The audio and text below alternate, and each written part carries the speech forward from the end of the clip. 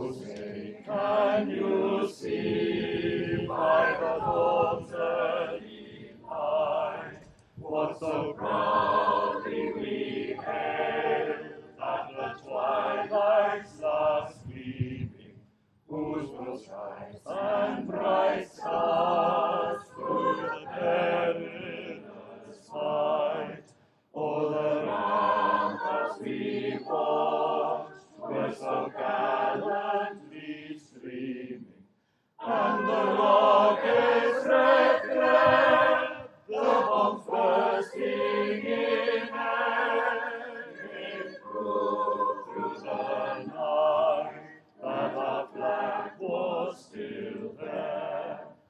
Oh, say does that star-spangled banner yet wave o'er the land of the free and the home of the brave?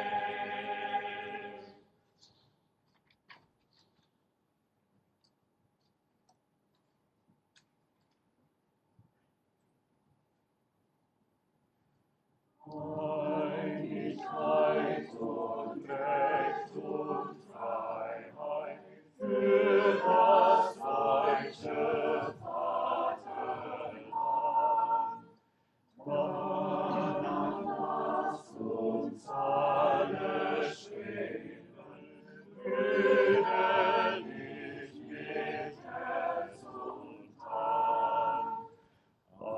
Einigkeit und Recht und Freiheit sind des Glückes und Erfahren.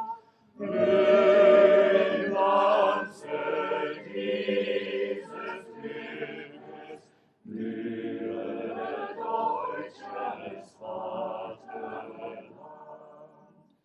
Blühen Glanze dieses Glückes, blühe deutsches Vaterland.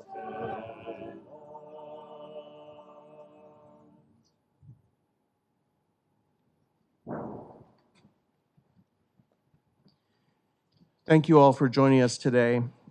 Thank you also to the members of the Color Guard for their poignant commemoration and to the embassy singers for the national anthems, which they sang so beautifully. And now please welcome Ambassador Amy Gutman up to the podium.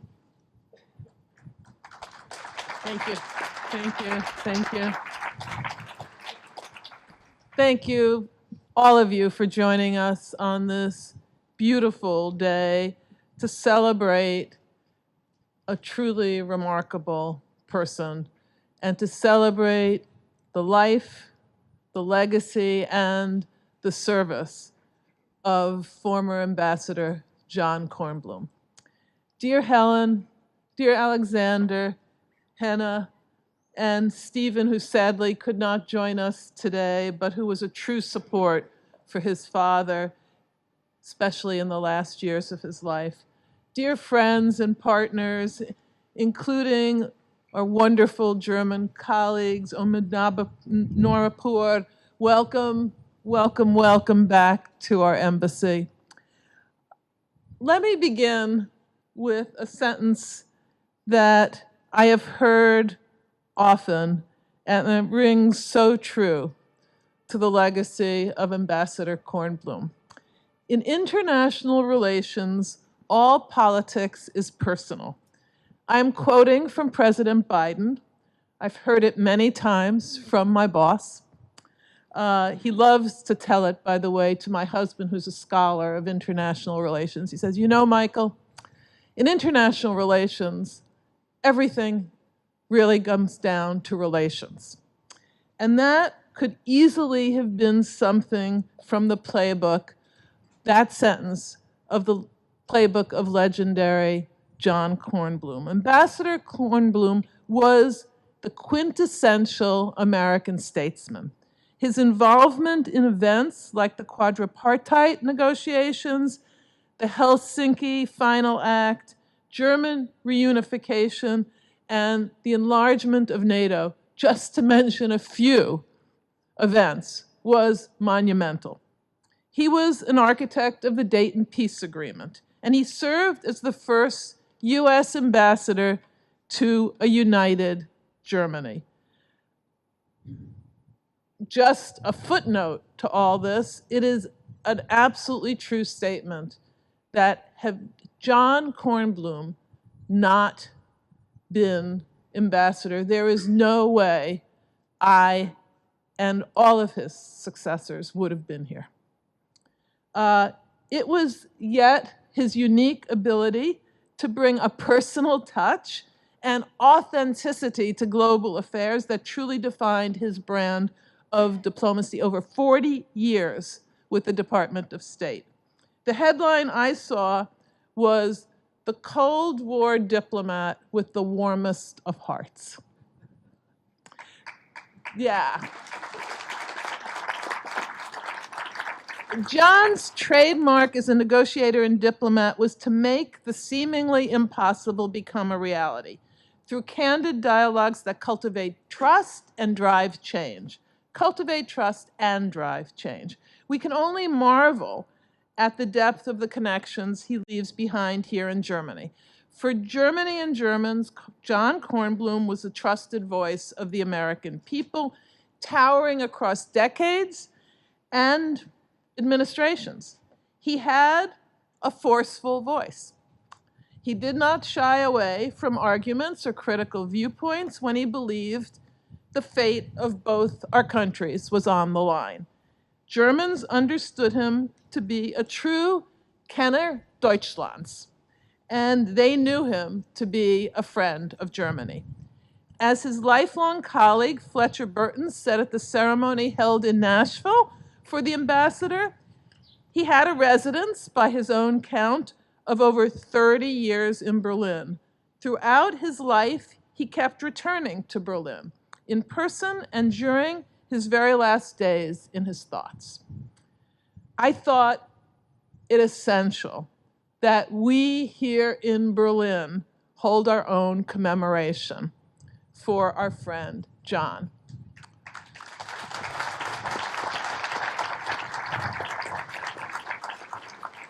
We know the mission has so much to thank John Kornblum for. All international relations is personal, and without John Kornblum, we could not be doing what we're doing today and making the German-American friendship and partnership stronger than ever. He laid the foundation for our success. And we had better be successful, because we know that John is up there. He will criticize us if we're not. I have heard that he even was the driving force behind Mission Germany's very first website. And I heard that he was extremely enthusiastic about accepting and preparing for the Orden wieder den Tierischen Ernst, very important, at the carnival in Aachen. And after that, he championed not only people, but all animals. We are animals, after all. After that, John Kornblum was a household name throughout Germany. No place in Berlin, however, meant more to Ambassador Kornblum than the U.S. Embassy at Paritzerplatz. Once divided by the wall, and now a symbol of democratic progress into the 21st century. The photo of John on your program commemorates our historic move from Bonn, a testament to his incredible leadership, dedication, and determination. Without his efforts, we would not be gathered here today. And you may have seen the 1999 embassy sign in that photo on display as you came into the embassy this morning. I encourage you to take a look at it if you didn't notice it later today. It's very notable. And perhaps no other American envoy had such an impact on Berlin. During President Reagan's infamous June 1987 visit, John was serving as the U.S. minister in Berlin. He was convinced that the president's visit would be a landmark event in East-West relations, and that placing him at the Brandenburg Gate to give a speech would spark the atmosphere of change that was becoming ever more obvious. Not everybody agreed, to say the least. Reagan's now legendary challenge to the Soviets, Mr. Gorbachev, tear down this wall, was controversial. Was it too propagandistic, or was it too idealistic? It was a most memorable emotional appeal for freedom in an inhumane situation. Propagandistic and idealistic, maybe the best combination. As John Kornblum said in making the case for the speech, sometimes the United States can say things others cannot. I love that. Sometimes the United States can say things others cannot. John Kornblum was also famous for not parsing the truth. The world desperately needed to hear what John had to say. John helped reunite Berlin. Walter Momper, the first governing mayor of a reunited Berlin, was there when the wall fell. Walter, are you here today? Walter, right here? Thank you for being here. Thank you, thank you. For John, diplomacy was always something personal. Since his passing, I have heard from so many members of our embassy community, especially our local employees who worked with John dating back to his days in Bonn. John and Helen Kornblum actually hired Ernst Hofler and Marco Hona, our amazing resident managers and chefs who are helping with this event. They have been such an important part of my life and the life of my family here, as they have been for every ambassador since John. Thank you, Ernst and Marco, and thank you, Helen and John. All politics is personal. By the way, Ernst and Marco have told me they could not be prouder than to be here today. The last time I spoke to John was when we just serendipitously bumped into each other by chance in Dahlem. Two transplanted Berliners, both out for a walk in our neighborhood, doing errands. As was always the case with John Kornblum, our conversation was warm, lively, and interesting, and we have so many fond memories and serious stories as well as humorous stories about John, and I hope in the reception people will tell those stories to one another.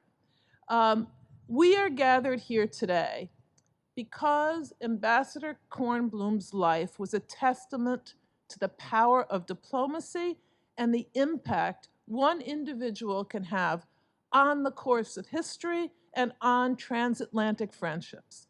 His commitment to fostering and strengthening the transatlantic relationship at times of great transition was unparalleled. Herr Botschafter, that's what he was known for decades after leaving his post.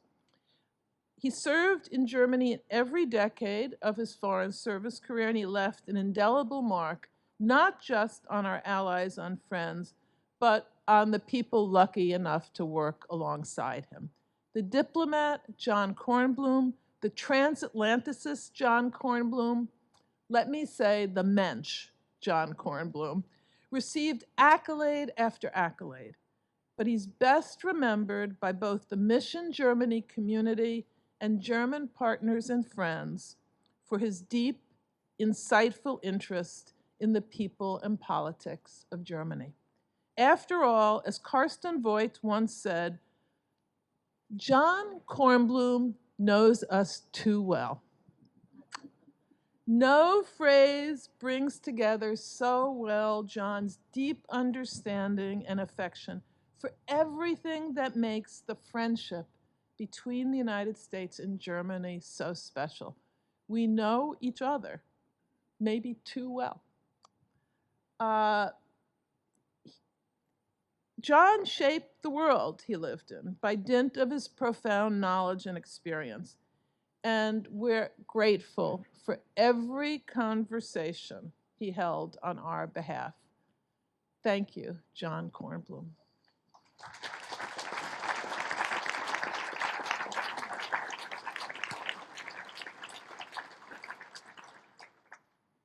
After our speaking program, we will plant a tree in this courtyard as a permanent reminder of all that John did for German-American and transatlantic relations and his role in bringing the embassy back to Berlin. It is a tupelo tree which grows in his home state of Michigan, where John was born and went to school, as well as in Tennessee, where he most recently lived. It is a lasting tribute to Ambassador John Kornblum, a visionary diplomat whose accomplishments shaped and strengthened our partnership. So I want to thank you all for celebrating this occasion with us. Thank you in particular to the American Academy in Berlin and to Noor for their assistance with making today's event a powerful and meaningful commemoration. There will be a guest book near the fireplace. I encourage you all to sign it and share your memories of your time with John, our friend. And it's my pleasure to be followed on the stage by the Embassy Singers, led by Andrew Sims. I think that John and Helen, who is a member of the choir, would agree that there's no more fitting tribute for a celebration of John's life than your voices. Thank you.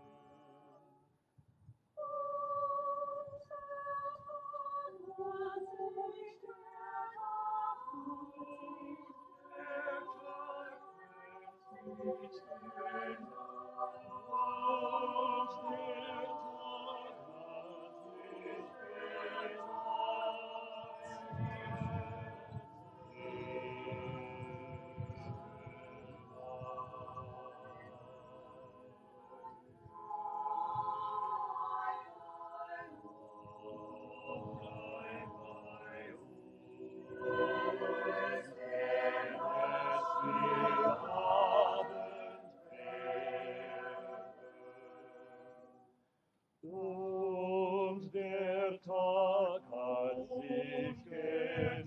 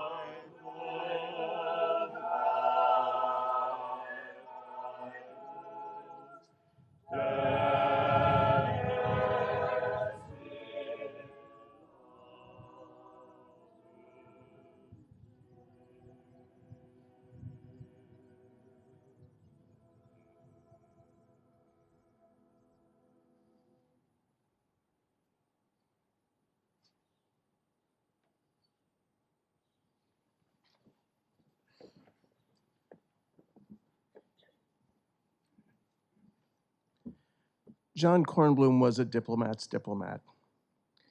This year marks the 100-year anniversary of the Foreign Service itself and the American Foreign Service Association, AFSA. Their centennial issue of their magazine just this month included a moving tribute to the astounding life of John C. Kornblum. Ambassador Kornblum was an institution of public diplomacy, a true career diplomat. I feel lucky to have known him, to have worked for him, and to have learned from him. I personally have been called a repeat offender in Germany, having served here twice. John Kornblum, on the other hand, takes the crown because he served here every single decade after he started in the Foreign Service in 1964. In the 1960s, he was a vice consul in Hamburg, his first assignment. John Kornblum lived and breathed Germany. One story that I like about those early Hamburg days is how he became a familiar face at the Junge Union Hamburg's annual party congress, Deutschlandtag, playing a pivotal role in shaping the trajectories of future leaders like Jürgen Echternach and Volker Ruhe. When it came to Germany, Ambassador Kornblum was not content to simply fulfill duties. From the very start, he actively sought to build meaningful relationships with German stakeholders from all walks of life.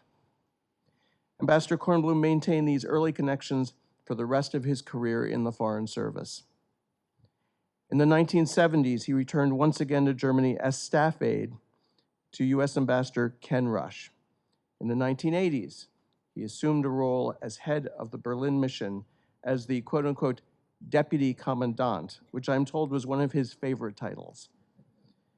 Finally, he returned to Bonn in the 1990s to assume the ambassadorship to Germany and oversaw the transfer of our mission to Berlin. I worked for John in the 1990s when I was desk officer for Germany. And I ran into him the first time in the hallway in Main State, as we call it, the building. And he said, "You, who are you?" And I said, "Sir, I'm the desk officer for Germany." He said, "There is only one desk officer for Germany in this bureau, and that is John C. Kornblum." Yes, sir. Yes, sir. I'm not the desk officer for Germany. But even after his retirement, he continued to influence through his work with the American Academy in Berlin and the American German Institute, and as a senior counselor at NUR. The chairman, the ambassador, quote unquote, the reason we have the euro. No matter what title you prefer to call him by, he was and remains the US's Dauerdiplomat in Germany. It is now my pleasure to introduce to the stage the president of the American Academy in Berlin, Daniel Benjamin, to introduce our next speaker. Dan?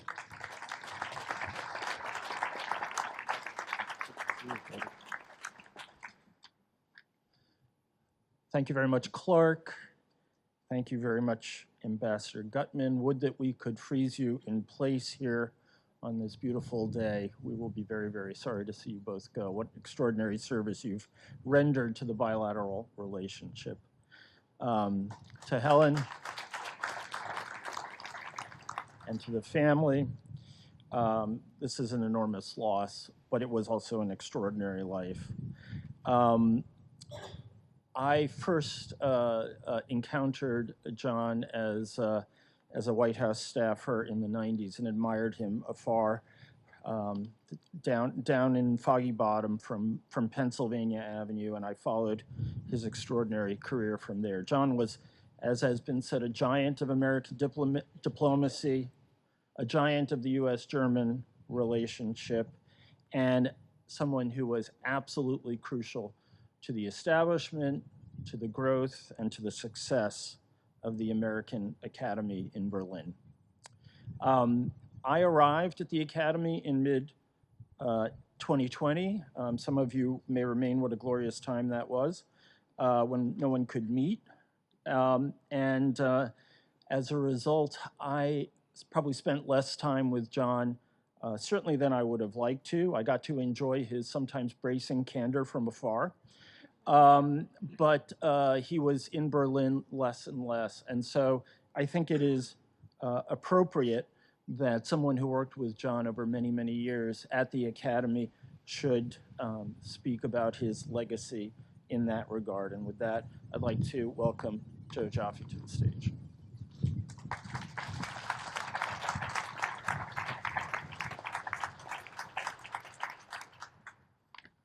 Somebody left his glasses here.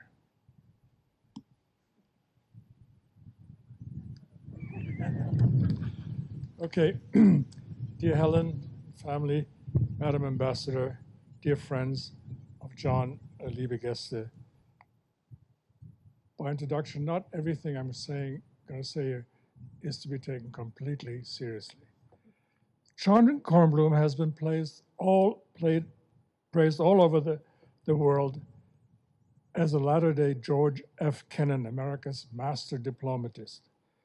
I think John was better because unlike Kennan, he could say like Kennedy, Ich bin ein Berliner, and he got the pronunciation right in German. So famous was he. As you've heard, he's lived here for 30 years. And so famous did he become that in the cafes and watering holes, the ladies kept addressing him as Herr Botschafter. And this many years after his successors had settled in. Now, given his impressive girth, John was, of course, hard to overlook. Nor was his sense of humor, though the obituaries have not given enough credit to that part of his excellent life.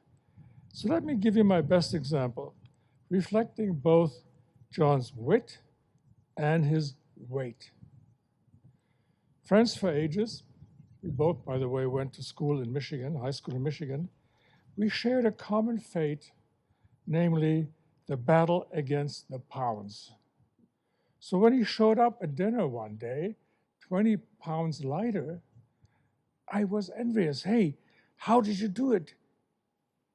Easy, he said. Only proteins and vegetables, no carbohydrates. Then he poured himself a large glass of red wine. And I protested, hey, that's tons of carbs.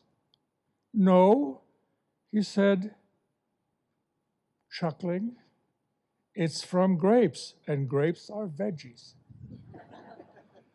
So humor is not taught in the diplomatic academies, but that doesn't matter. Think about those high-stake encounters with Russians John has had, when his gentle repartee must have dissolved many a logjam, as in this case, when the Russians had stonewalled with endless nyets, and there was nothing left but to say goodbye at a final cocktail party. John recalled, I tried to liven up the icy atmosphere over drinks with a few cracks, and it worked.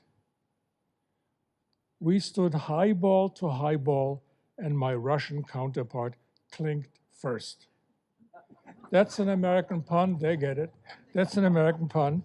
Auf Deutsch, wir haben uns zunächst grimmig angestarrt, dann hat der russische Kollege gegrinst und als erster Prost gesagt. The stalemate was broken. How? The point is to move, the best you can do as a diplomat is to move from confrontation to cocktails. Like at the Congress of Vienna in 1815, where the really hard nuts were cracked while drinking and dancing. So set aside John's acute intellect and his wondrous grasp of European history, as has already been recounted here, I remember him above all for his wit and savvy. Wit and savvy is English for savoir-faire. But he was no pussy, as you've heard before. He could also be quite tough on Germany, the country he cared most about next to his own. And he often worried about the Germans. Would they now, unified and free, match responsibility with their magnificent resources? Would they relearn strategic thinking? Would they help to contain Russian ambitions? or be Weltkind in der Mitte, making nice to all sides. But above all, John was a diplomat in full.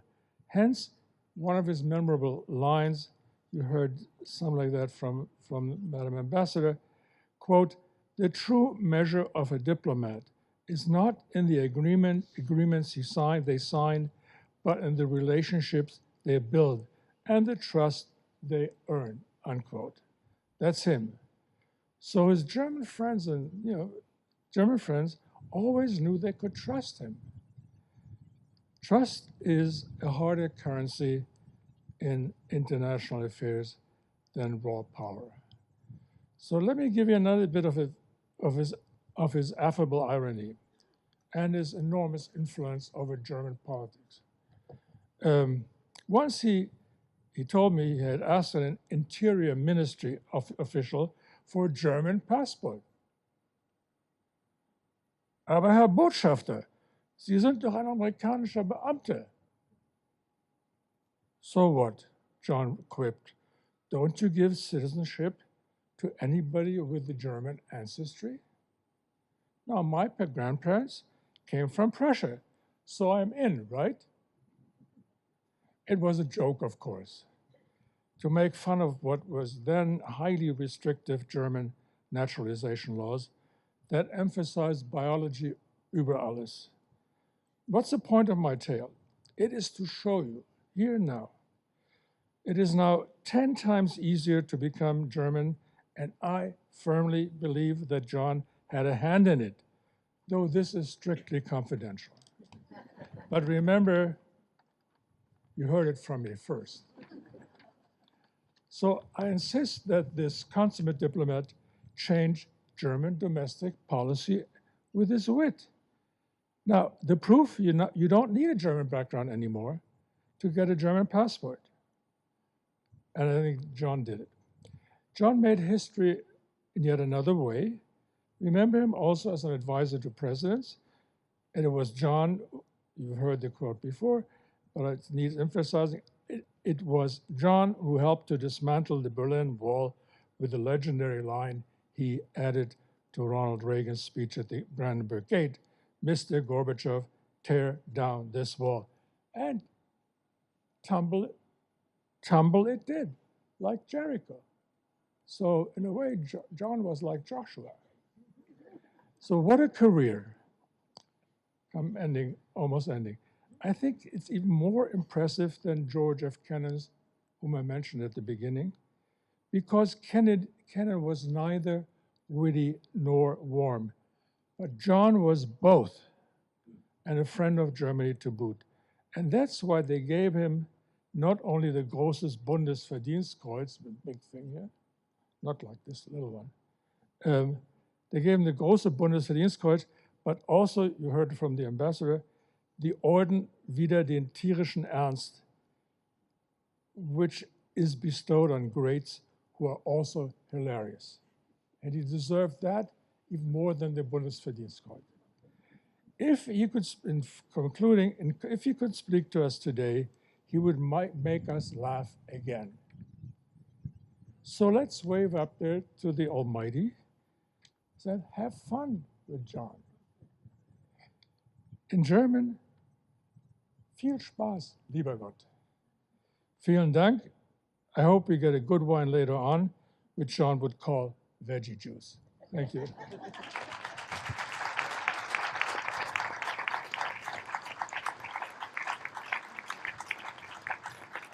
And now please welcome Managing Partner from NOR, Alexander Ritve.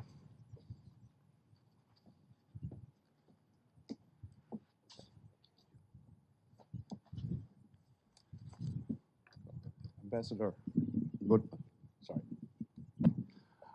Goodman, ladies and gentlemen, and most importantly, and Alexander and Hannah. I got to know John when, after his tenure at the investment bank Lazard, he joined our firm in 2009, as a senior counselor to help our clients navigate the intricacies and, challenges of regulatory questions and policy issues, because in high-end and mostly cross-border matters, there's always these elements there. And John, of course, was an expert in helping to navigate through those waters. He was refreshingly down to earth, always. He took the subway to work, or sometimes he squeezed into my little sports car, joyfully, I have to say. He always had time to listen, and during the 11 years in which he worked for our firm, he made really full use of his experience. He contributed his expertise, and he was generous with his time and his advice. And he loved to be around the office. If I had to single out one of the many qualities, I would name intellectual curiosity and transfer thinking, Transferdenken in German, because he was not only an outstanding thinker and policy expert, he always closely watched the technological progress, if he didn't embrace it really. And then he translated his observations into a political and societal framework in the most brilliant fashion. And I have many examples of this. I remember, for example, early on, how we talked about how the availability of knowledge at your fingertips, basically, is changing, or is democratizing knowledge, actually. And how at the same time, social media is likely to challenge the power structures, something that we can clearly see.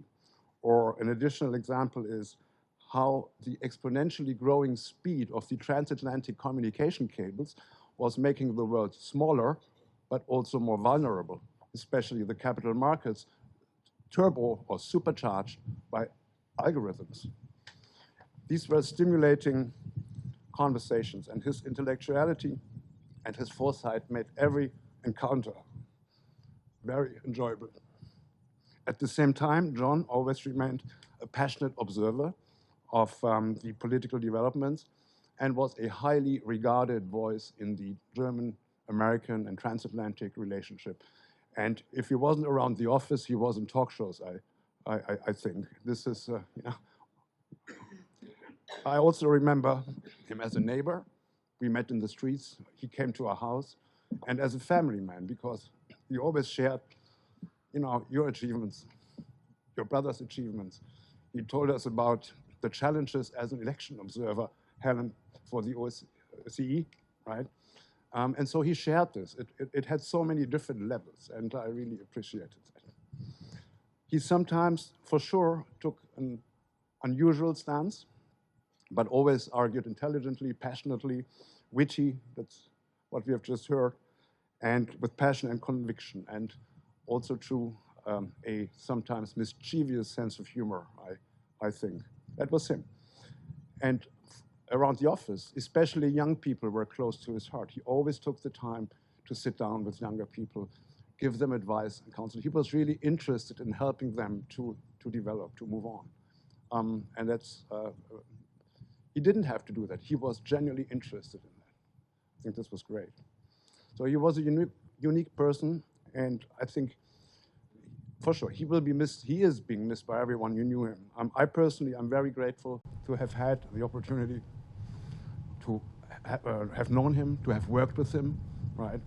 And I will never forget this.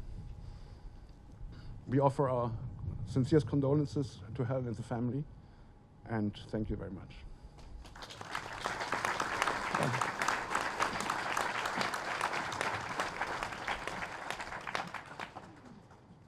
Please now welcome writer and producer Anna Winger.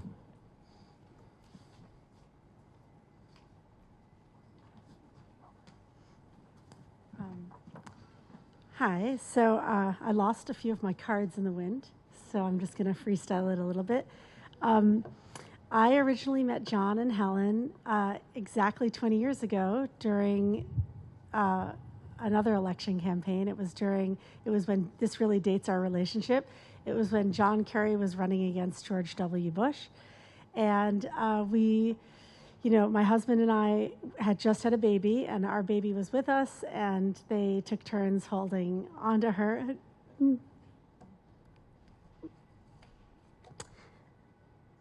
I think we became friends.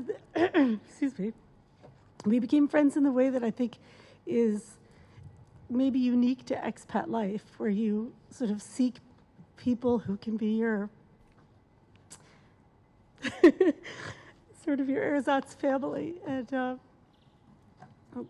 that's what they really became for us. So I can't speak so much for his career, but we had so many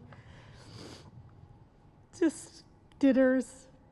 We really had a sort of cozy relationship, you know, with my husband and I, with John and Helen. And, you know, the worlds of entertainment and politics don't necessarily have anything to do with one another, but there was a kind of amazing crossover moment when, about 10 years into being friends, we started making a TV show that was set in Germany in the 80s. And John, it's called Deutschland 83, and John was so generous with his memories of that time in German history. And I got a glimpse then of sort of the skill that it takes to be the incredible diplomat that he was, because his ability to articulate not only the American point of view, but the other points of view in the room around all of the debates that were active at that time was really incredible. And as a fiction writer, you know, you have to write all the points of view and all the dialogue. So his access to that dialogue was very, and he was so generous just from telling me some of his memories. So that was that was actually a lot of fun. We had such a good time working on that show and talking about all that history with John and with Helen. And then I just wanted to tell a little story that's just specifically personal about his relationship with his wife, who was really his equal. And I think people know less, but they had such a, you know, they debated politics at home in a way that was really exciting and fun, and he respected her point of view so strongly. And when she started traveling for long stretches to Eastern Europe to do the OSCE election observation, often she would be out of touch for a while because she'd be, you know, on back roads in Ukraine, you know, in sort of wild situations, going from village to village. And probably not all of you know that Helen's nickname as a child was Alice. And John and I had an email chain, the subject of which was Alice in Wonderland. So we would just send each other notes back and forth, and we always would see him when she was gone. And yeah, sorry that I don't know why it's just, I feel emotional about it because it was really very special. And we would take care of John when Helen was gone, and we will take care of Helen. So thank you.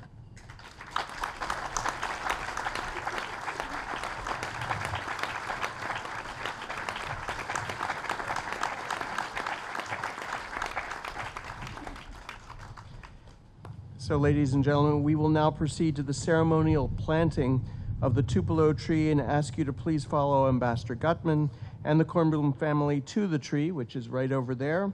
After the ceremonial planting, the embassy singers will sing Amazing Grace. You are welcome to join them, and lyrics can be found on the back of your programs. Thank you.